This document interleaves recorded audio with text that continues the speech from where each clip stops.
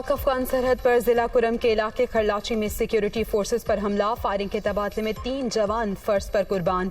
जवाबी कार्रवाई में दहशतगर्दों का भारी जानी नुकसान।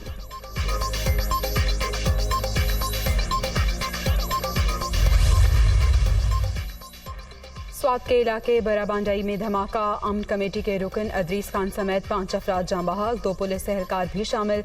गाड़ी को रिमोट कंट्रोल डिवाइस के जरिए निशाना बनाया गया।